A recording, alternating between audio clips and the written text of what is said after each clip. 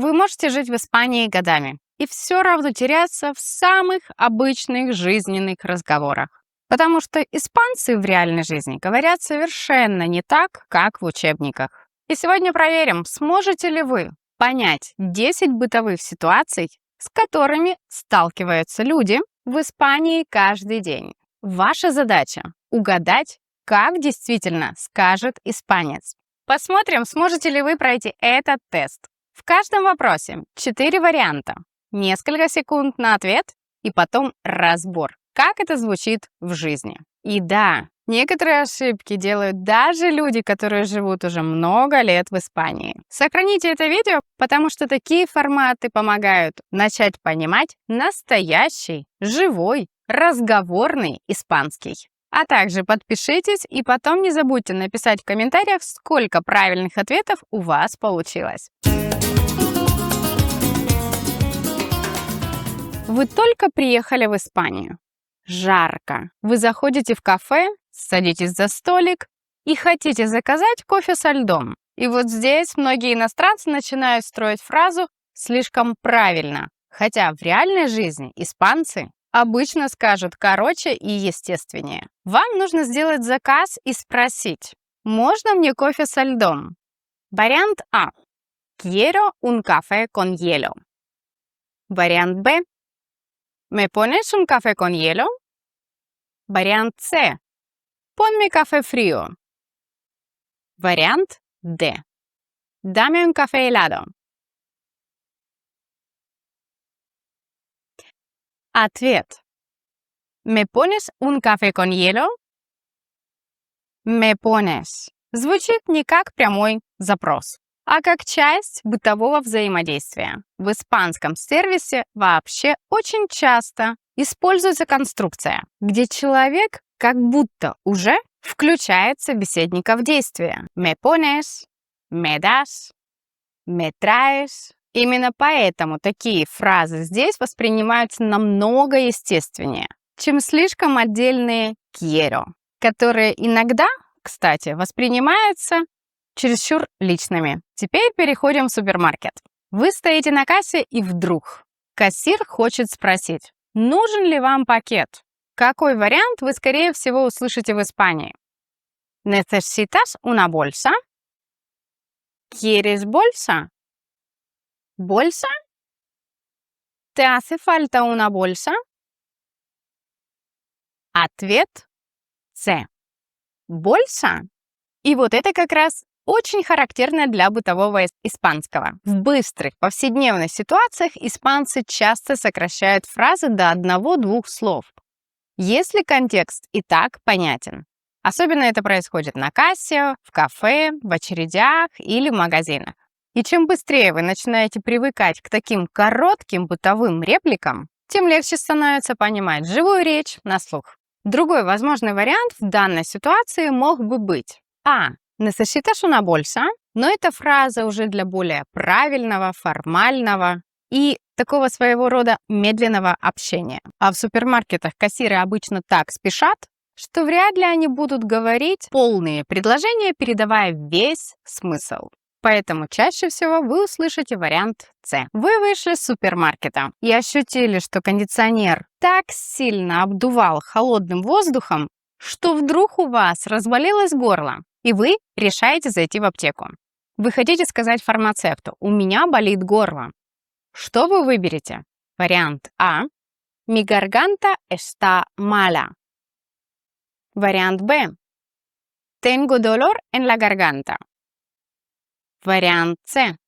«Me duele la garganta». Вариант Д. «Estoy enfermo de garganta». Вариант С. «Me duele la garganta».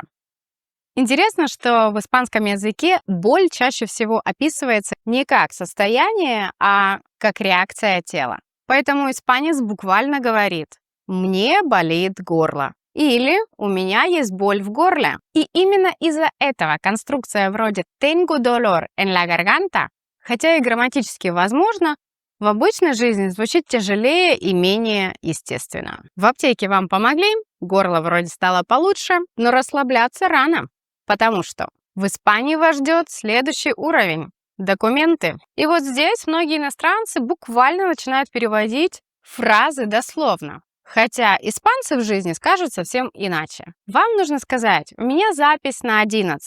Как вы это скажете? Tengo reserva. Tengo una cita a las 11. Estoy apuntado. Tengo reunión. Вариант Б. Tengo una cita a las 11. И вот здесь как раз начинается тот самый испанский для жизни. Потому что слово «cita» в Испании — это не только романтическая встреча, как многие думают вначале. Это еще и запись к врачу, документы, банк, нотариус, госучреждение. И поэтому фразу «tengo una cita» вы будете слышать в абсолютно бытовых ситуациях постоянно. Особенно после переезда, когда жизнь начинает состоять из бесконечных записей, бумаг и походов по инстанциям. Документы мы сделали, аптека тоже позади. Вы, наконец, возвращаетесь домой, заходите в подъезд, и тут появляется соседка. И вот сейчас будет фраза, которая кажется очень простой, но иностранцы постоянно понимают ее неправильно. Соседка говорит вам «luego bajo». Что это значит? А. Я сейчас спускаюсь. Б. Я спущусь позже. С. Я уже внизу. Д. Я ухожу домой. Вариант Б. Я спущусь позже. И вот это одна из самых опасных ловушек разговорного испанского, потому что luego очень редко означает какое-то точное время. Это скорее потом, чуть позже, не прямо сейчас. И вот здесь многие иностранцы путаются, потому что эту фразу воспринимают буквально. Хотя испанцы очень часто говорят такие вещи по ситуации, без жесткой привязки ко времени. Поэтому luego bajo совсем не обязательно означает, что человек уже надевает обувь и спускается. Он может спуститься и через 10 минут, а может и вовсе никуда не торопиться. И явится так через часика-два. С соседкой вроде разобрались, и теперь возвращаемся туда, где разговор на испанский начинает раскрываться особенно ярко, в испанскую мясную лавку. Потому что именно там очень хорошо слышно, как испанцы уговаривают, советуют и продают все подряд, что надо и не надо. Мясник говорит «llévate un poquito». Что он имеет в виду? Унеси это, возьми немного попробовать, тебе это бесплатно, это уже оплачено. Вариант Б. Возьми немного попробовать. И вот здесь очень хорошо чувствуется испанская манера общения в сервисе, потому что продавец не просто отпускает товар, он как будто включается в сам процесс. Что вы готовите, что вам подойдет и что вам может понравиться еще. И фразы вроде «llévate un poquito», «ya verás», «hazme caso» очень часто звучат не как давление, а как почти дружеский совет. Особенно в продуктовых магазинах, на рынках или в маленьких семейных магазинчиках Испании. Кстати, если вам интересны бытовые диалоги в Испании, у меня уже есть отдельные разборы: диалог в мясной лавке, диалог в аптеке, диалог в больнице, а также в рыбном магазине Испании. На экране вы сейчас видите ссылки, а также я их оставлю в описании. Но сначала давайте все-таки добьем этот тест. Одна интересная вещь — это то, что во многих бытовых ситуациях в Испании люди разговаривают так, как будто уже продолжают начатый разговор. Фразы часто короткие, недосказанные, очень контекстные. И если переводить все это дословно, вы как раз можете и не понять, что от вас хотят. Особенно в барах или в кафе. Вам говорят «te pongo otra». Что это значит? Тебе поставить сюда? Повторить еще одну? Тебе это нравится? Тебе убрать это?